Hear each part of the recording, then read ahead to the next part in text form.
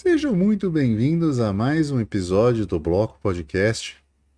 No episódio de hoje vamos falar sobre o potencial econômico perdido de Portugal, a não exploração das colônias. Eu sou o Quinteiro e você me encontra no X por Hugo_Quinteiro e comigo tenho Felipe, o investidor descentralizado. Tudo bem, Felipe? Tudo tranquilo. Você também me acha no Twitter. Eu não gosto de falar X por @investidordesk, porque não coube descentralizado. E aqui eu emito opiniões de forma gratuita. É, Esse é um episódio que é estranho porque a gente acaba tendo uma outra visão. Claro, eu já tinha essa outra visão um pouco no Brasil por causa da minha criação e por causa dos estudos que tive mais direcionados em relação a isso, né? Principalmente um dos grandes representantes brasileiros dessa divulgação do que foi o colonialismo português, você pode encontrar no canal do Tiago Braga, né? Ou Impérios AD. Tem muito conteúdo interessante sobre isso. Mas é algo que é estranho, né? Porque você vem aqui e você vê a reação do povo. O pessoal não entende muito por que, que o brasileiro se revolta, né? O ouro, devolve o ouro. Que ouro? Né? Não sabe nem do que se trata muitas vezes.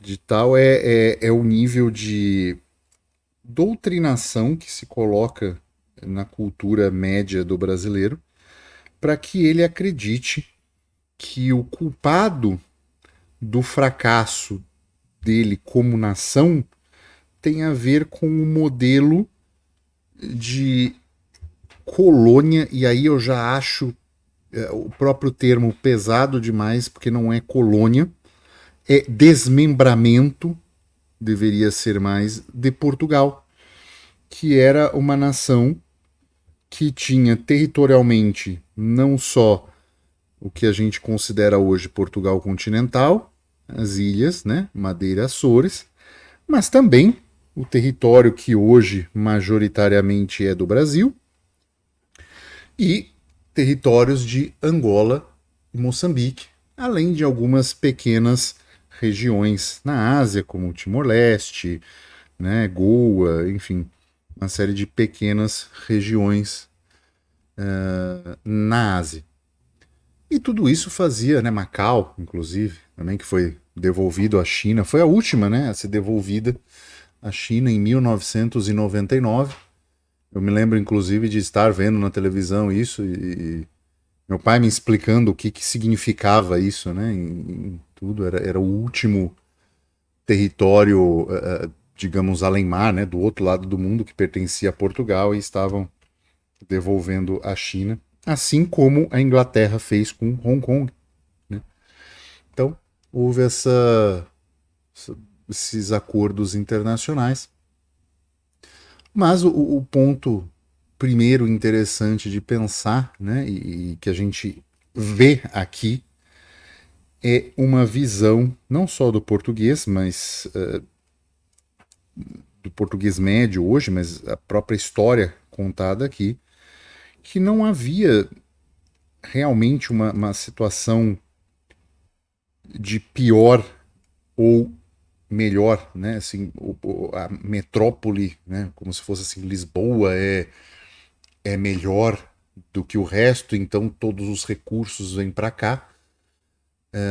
Havia sim a vontade e a questão de administração deste território como um todo.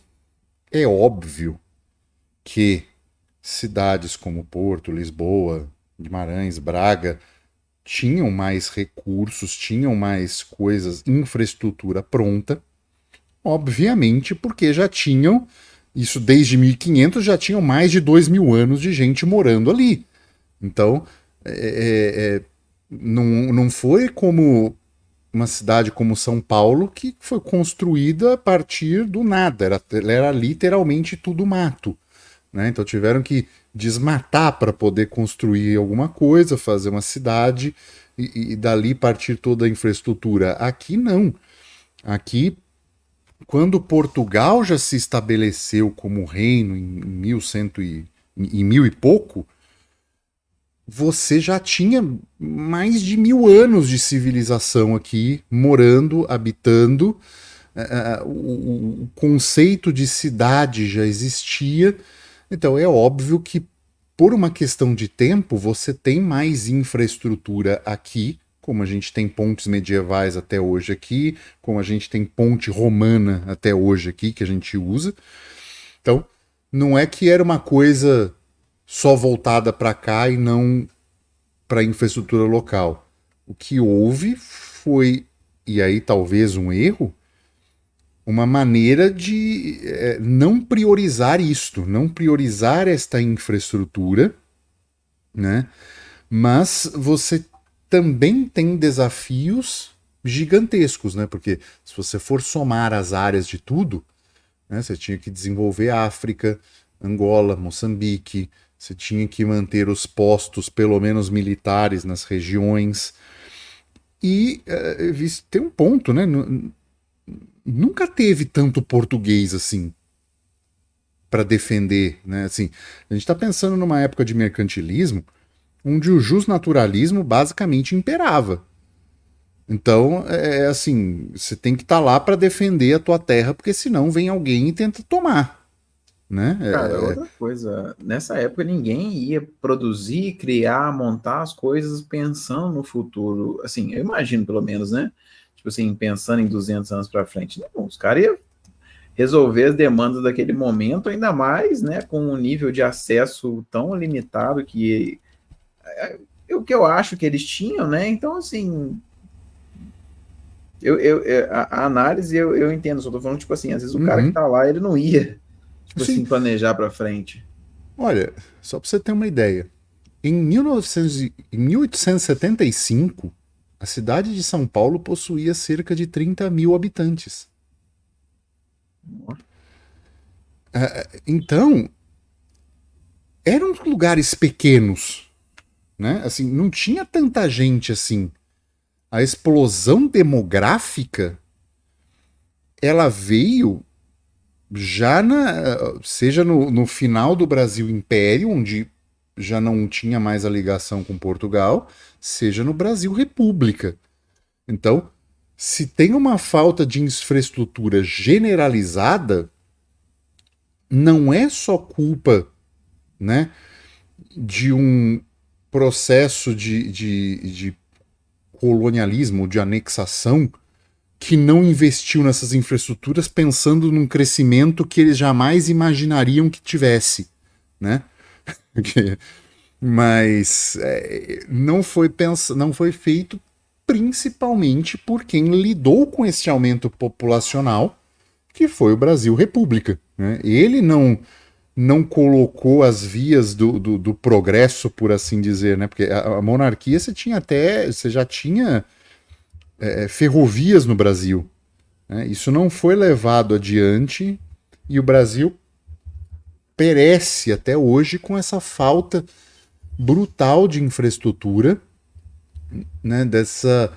Dessa falta de uma descentralização de cidades, né? O Brasil, se você tem uma cidade, não estou dizendo próxima a grandes centros como Rio, São Paulo, Belo Horizonte, né? Fora de grandes capitais, mas se você tem uma cidade longe de grandes capitais, vou dar um exemplo que eu conheço, São Lourenço, em Minas Gerais, sul de Minas.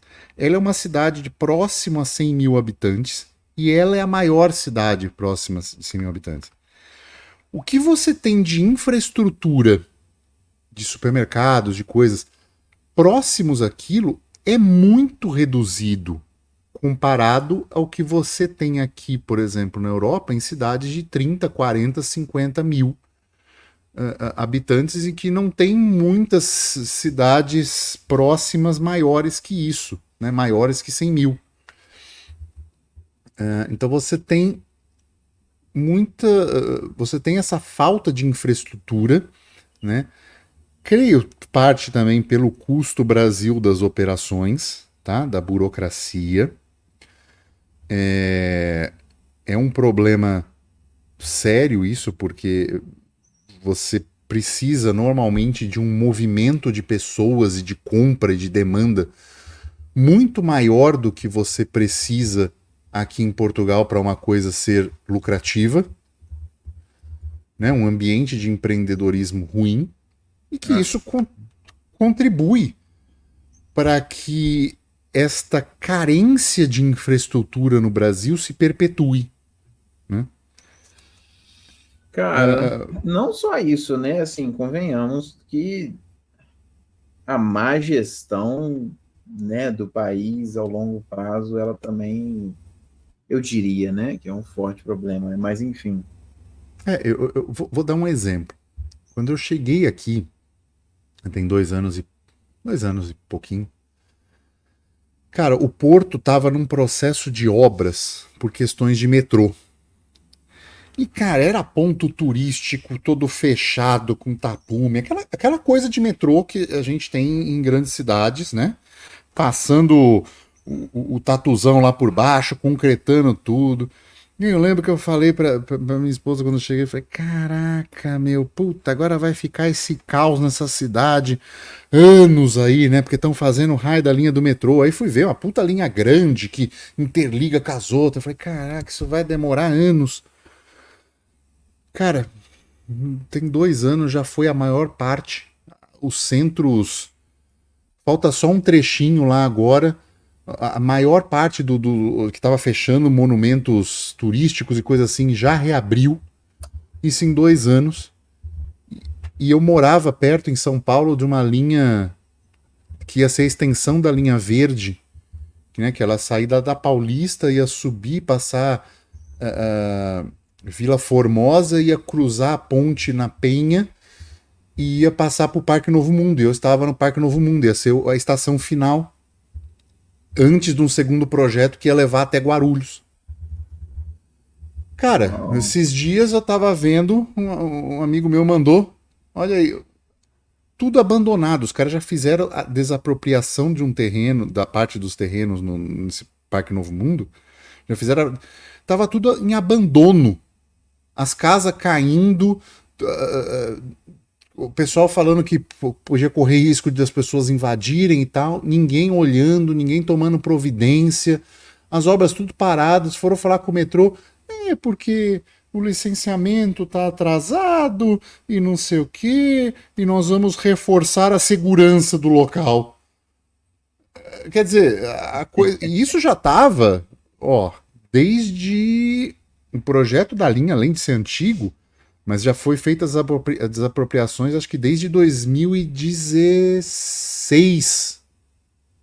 Já estamos em 24, já tem 8 anos essa brincadeira de desapropriação e os imóveis estão lá, abandonados. Quer dizer, aí você vê a magnitude da diferença do que é fazer uma obra de infraestrutura direito e não direito. Então, isso não é culpa de Portugal, muito pelo contrário. Né? É culpa de um país que não está fazendo as infraestruturas que a população demanda, né? Cara, o vitimismo do É Culpa de Portugal, ele é muito complicado, porque eu vi não sei se você viu isso também, foi no Twitter, né? Acerca desse negócio, né? Porque Portugal fez isso, Portugal fez aquilo, Portugal levou não sei quantos mil tanto de ouro do Brasil para... 3 dias de imposto pelo impostômetro. Exatamente. Cara, toda semana os políticos roubam mais ouro do que Portugal levou de você e você não reclama do político, você reclama de Portugal? Tipo, porra. E entra num ponto que eu acho que vale a pena a gente debater aqui, que é o seguinte. Com esta abordagem que Portugal teve, o que seria devolução? Ele pegou uma coisa de um lugar que ele protegia, ele defendia e era parte do território dele. O que ele tem que devolver? Para quem? Quem que ele devolveria se quem está pleiteando a devolução de alguma coisa sequer existia na época que foi pego? Não, para. né? É, é, é, Imagina que um terremoto destrua Brasília. O Brasil inteiro vai ter que pagar para a reconstrução daquilo. Como tá pagando no Sul? Não tá pagando no Sul? Não tem Acho que dinheiro federal entrando lá, tem, enfim. Tá tem, todo tem. mundo pagando por um desastre natural. Portugal fez a mesma coisa. Tem ouro aqui, esse ouro faz parte do meu país, eu vou cobrar uma taxa mais alta para a cunhagem desse ouro. Era isso que eles faziam, né? A derrama, 20%. Uma vez eu cobrando isso, esse dinheiro circula livremente na economia, porque eu coloco a minha taxa de cunhagem, e esse dinheiro eu reconstruo Lisboa. Que vou te dizer, fizeram um excelente trabalho de reconstrução. É a primeira reconstrução de cidade na história do mundo com planejamento sismográfico. Ou seja, a cidade é preparada para enfrentar terremotos. Isso em 1759, se eu não me engano. Que loucura. Foi o que os caras fizeram foi o primeiro, né? Foi o primeiro estudo de sismologia do mundo.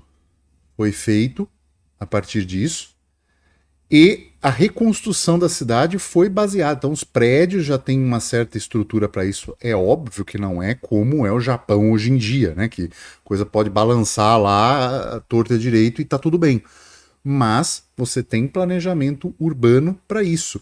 A cidade, como ela foi organizada nas áreas mais afetadas, foram feitos, por exemplo, tem a Avenida Liberdade, que é famosíssima lá. Ela foi feita mais larga, ela foi feita com estrutura para, por exemplo, se o tremor começar, as pessoas poderem ir para o meio das ruas e se aglomerarem ali para não sofrerem com os prédios caindo sobre elas. Você tem outra parte de bairro que foi feita todas em quadrados, com prédios com uma estrutura para facilitar a evacuação. Então, assim, fizeram um bom uso do ouro que era do território deles. Não pediram empréstimo internacional para ninguém, não é? Financiaram isso com exploração do recurso do próprio país, cobrando um imposto de uma vez só, que é muito menor do que o teto do imposto de renda que as pessoas pagam todo ano. E ele cobrou, e eles cobraram de um ente só, que foi da exploração do ouro. Não é que cobrou de todo o povo. Não foi todo o povo que pagou. Era da mineração do ouro, daqui 20%, uma única vez, para reconstruir a cidade. Quer dizer, olha o quão pouco foi e o quanto as pessoas colocam nisso o fracasso de uma nação inteira por mais de um século. Ah, não, é. O pessoal tem manias, o pessoal quer associar Quer dizer, dois, a né? África, né, o problema da África com o fato deles terem sido, né, Com a África, colônias disso e com a África daquilo. ainda foi mais profundo, né? Porque assim, Portugal abriu mão em 75, depois de uma guerra sangrenta dos dois lados, né? Tanto Angola quanto Moçambique. E se você olha canais, né? Eu comecei a acompanhar alguns canais aqui de angolanos e moçambicanos, e os caras vão mostrando as cidades, né? Assim, interior é pior que interior de Nordeste, assim, a desgraça, a fome do caramba e tal. Mas às vezes os caras vão pra capital, né? Fazem um vídeo lá e tal. Cara, mostrando ponto turístico. Ah, isso aqui foi da época do colonialismo, isso aqui foi português que fez. Toda a infraestrutura, praticamente, do país, você fala assim: peraí, o que foi feito depois disso? Aí tem um canal lá, o cara mostrando. A única coisa que ele tinha feito, assim, de grandioso, era uma ponte gigantesca de um lado para outro, porque o negócio era tipo uma Baía de Guanabara, como uma outra cidade, e essa ponte foi feita pelos chineses. Hum. Ou É, seja, a estrutura do país, né, o cerne da estrutura do país foi todo feito por Portugal, que tratou as, entre aspas, colônias da maneira que um país trata o próprio território. Então, é desenvolvendo, é pensando a longo prazo. Óbvio que não foi feito na velocidade que deveria, né? Se fosse pensar numa questão de exploração, esta velocidade seria até acelerada, né? Porque você queria, sei lá, plantar tudo, escoar tudo para vender loucamente em cima só de escravidão, né? E não foi muito por aí, cara, sabe? A coisa é muito mais complexa do que isso. E vou até trazer dois exemplos que eu acho interessantes, né? O primeiro é a Suíça, que é um dos maiores produtores de café do mundo, vendedores de café do mundo. As pessoas falam, peraí, Meg, quantos pés de café tem na Suíça? Zero. Como ela vende? Pega o café brasileiro, colombiano, dos produtores, compra eles na saca do produto, vem aqui, faz a torração, compra, né, produto de qualidade e vende para a Europa toda. Nestlé, né? Todas essas empresas vêm da Suíça. Isso, entre aspas, é explorar muito mais estamos tudo nas aspas, mas colônias, por assim dizer, né? Eles estão terceirizando lá, você que lide com a pobreza aí, tô cagando para se você deixa trabalho infantil acontecer, se trabalho escravo acontecer. Eu quero este café de qualidade. Você faz esse café? Tá, manda para mim. Isso entre aspas, muito mais explorador do que o povo tá lá junto, produzindo, né? Ajudando, criando a infraestrutura junto com as pessoas, né? Então já é uma questão. Óbvio, as pessoas vão falar também, escravidão. Claro, é algo que aconteceu. Portugal teve um papel inicial muito mais de Amazon, de entrega de logística, né, de levar, como eles mesmos tratavam, o rei do Congo e o rei de Portugal, as peças, né? O rei do Congo era o cara que ia para o meio do mato com o exército dele, pegava povos de minoria, prendia-os, escravizava, levava para o porto e o português chegava lá e levava para onde tinha comércio. Lógico, a igreja aprovava isso, enfim. Não adianta a gente olhar hoje, com os olhos de hoje, e achar isso tudo um absurdo, né? Não. A gente tem que olhar com o olho da época. O olho da época era, português levava daqui para lá, tinha português que era dono, fazia o comércio. Era negro escravizando negro. Exato. Né? Assim, português não ia para o meio da África entrar lá e pegar a tribo. Não, ele só parava o navio lá e falava, põe para dentro. E levava. Nunca houve uma incursão portuguesa na história entrando floresta dentro para aprisionar negros. Pessoas, né? Sim. Vamos falando para aprisionar pessoas. O que fazia era parar o navio nos portos e ter acordo com os reis. Era isso. Então, já também é um outro ponto que precisa ser revisto. Recomendo muito dar uma olhada sobre escravidão do Tiago Braga. Acho que foi no Brasão de Armas que ele fez isso. Muito completo, muito interessante. Vale a pena dar uma olhada. Outro exemplo também interessante de ver isso, e isso acontece até hoje, é o que a França faz com o franco CFA. Você já ouviu falar dessa? Não. Assim, cara, senão você comentando comigo por alto, não. O franco CSA é o maior senhoriagem que existe até hoje em história, historicamente. E gera bilhões de dólares por ano para a França, explorando as antigas colônias francesas. uma série de países africanos são obrigados a utilizar esse franco CSA, que é uma moeda em que o CFA, né? banco. É CFA, desculpa. Que é uma moeda que o Banco Central da França emite, ele é o controlador, então, ou seja, a gente já sabe o quanto um banco central consegue controlar num país. Imagina o Banco Central da França controlando todos esses países africanos. Engraçado, né? Porque a França não controla a própria moeda, porque é o euro, mas controla esse franco CFA desses países.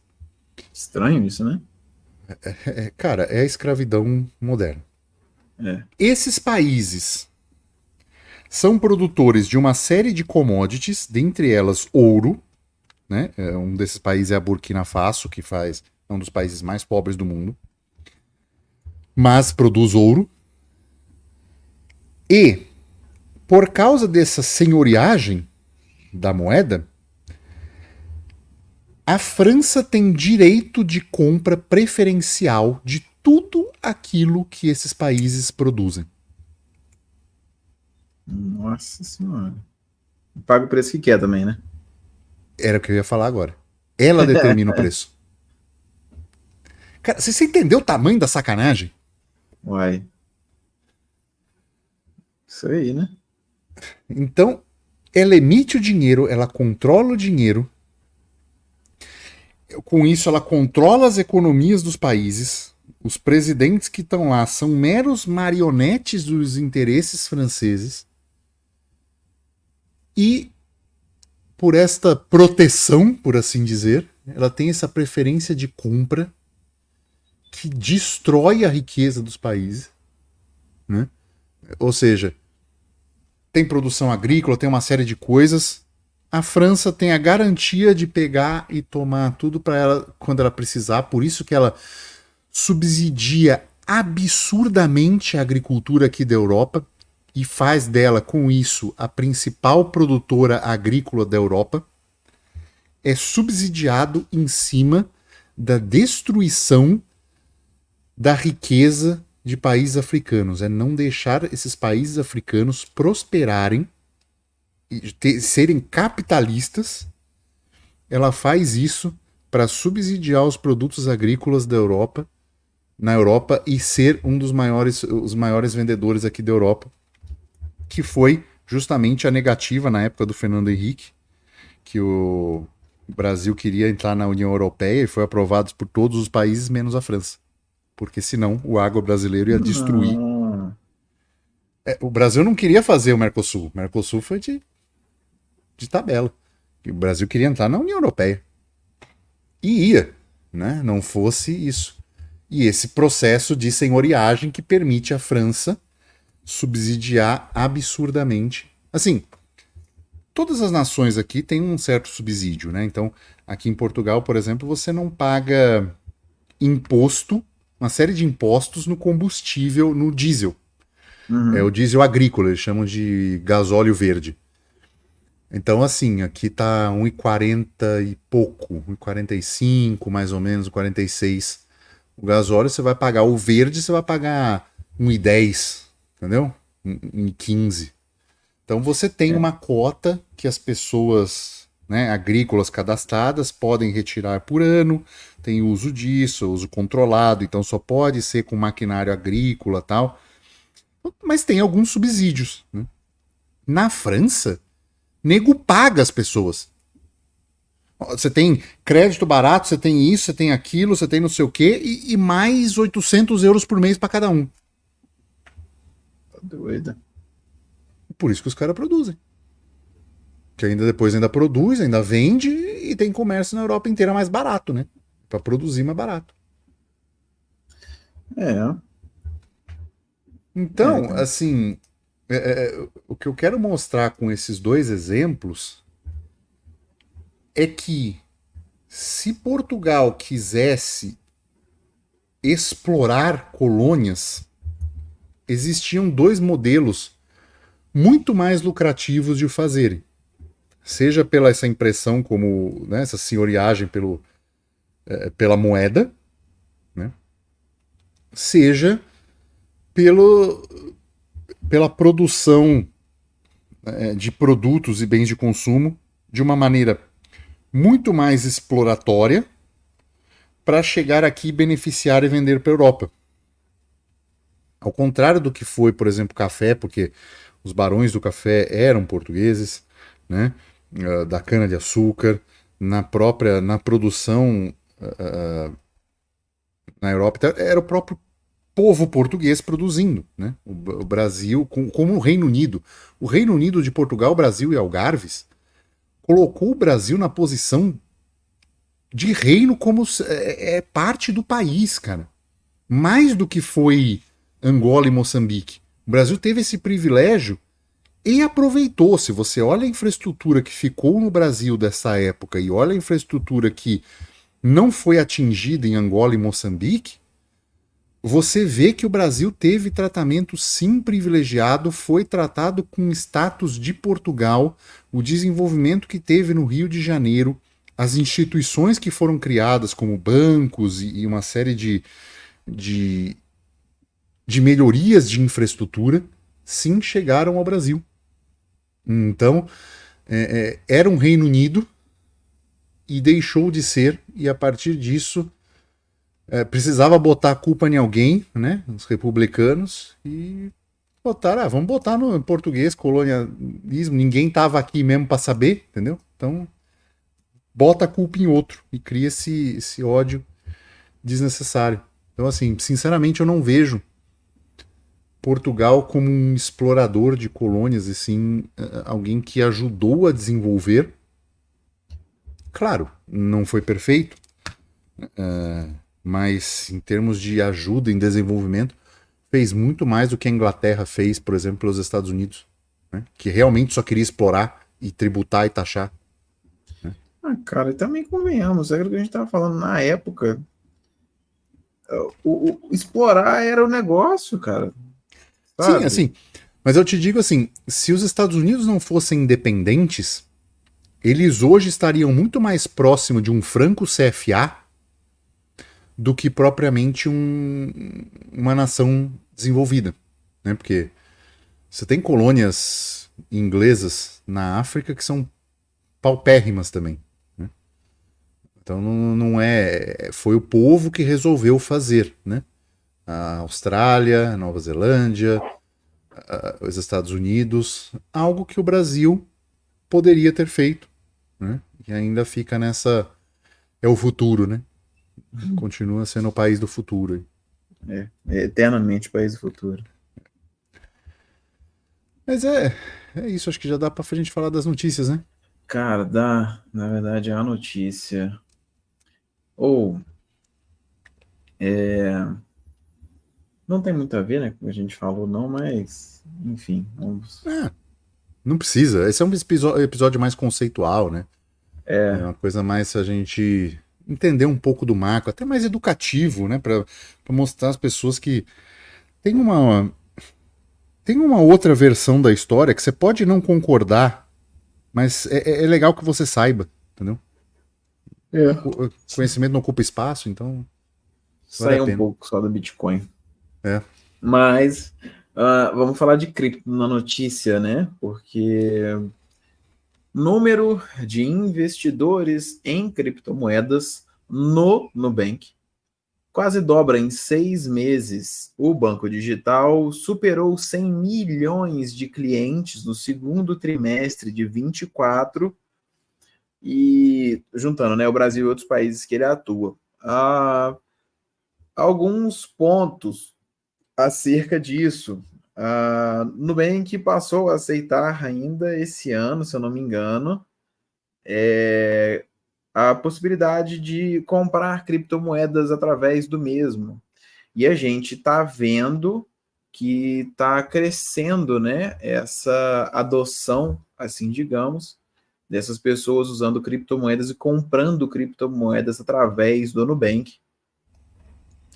Então, assim, cresceu demais a base de usuários deles, porque eles já têm, né, uma base de usuários grande que era só migrar para compra de criptomoedas. O que eu imagino é que essas pessoas não têm conhecimento a fundo, né, sobre criptomoedas no geral, por que que elas vieram a existir, por que que a gente usa Bitcoin, por exemplo, para não depender do Estado, custódia, etc. Tudo que vem com mais tempo, né, de Uhum. estudo, etc. E também, se você for comprar de fato criptomoedas, é óbvio que você vai querer fazer isso sem KYC no nosso parceiro, a Sovereign Swap, que você pode ver o link aqui na descrição e chamá-los no Telegram para comprar da melhor forma possível. De toda forma, é interessante ver que você tem um número alto de pessoas entrando e adotando, usando, por mais que por motivos especulativos, mas é interessante você ver o fato de que as pessoas estão dando espaço na cabeça delas, elas meio que dão trela para o fato de que, pô, dá para eu usar isso, ou sei lá, ganhar dinheiro com isso.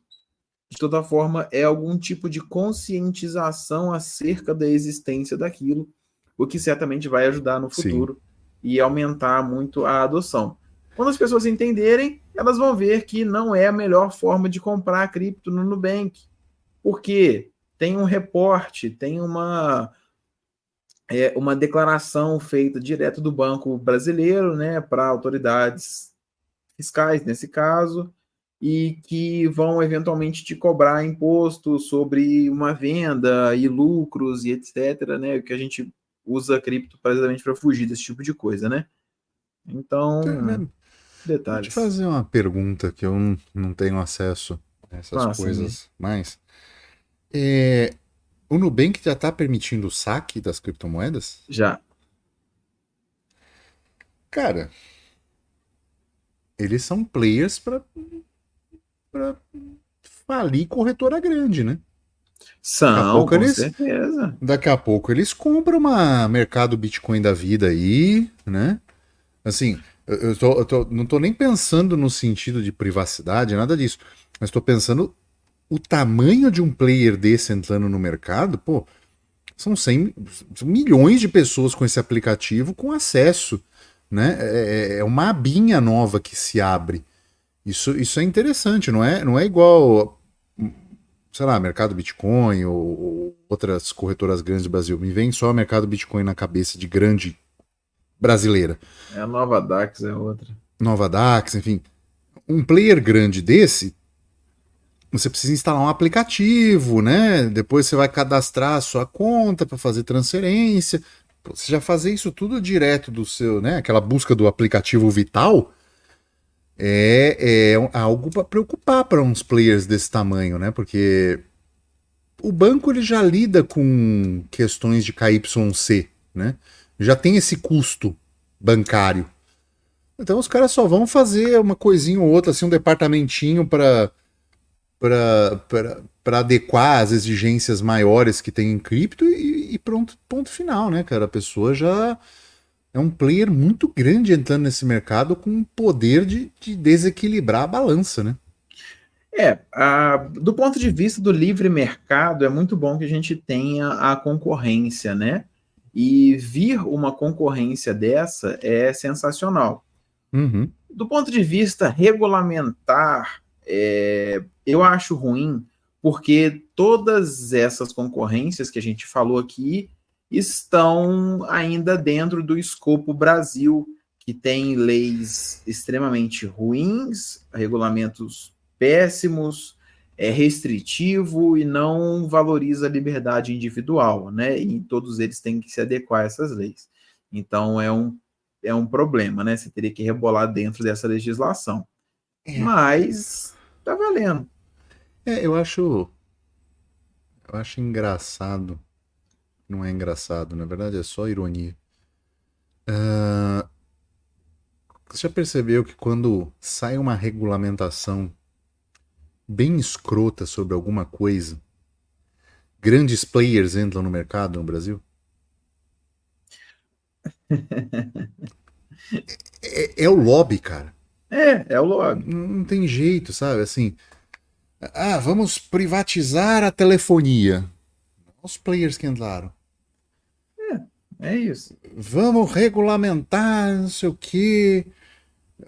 Cara, teve poucas coisas no Brasil que nasceram e foram, né? Instituição financeira começou a nascer e tal, Mercado Livre, PicPay, uma série de empresas assim, pum, toma uma puta regulamentação do nada, pô, KYC, um monte de coisa, já virou praticamente banco. É. É só mexer com as coisas, cara. É impressionante como o Brasil é é um país de oligarquia, né, cara?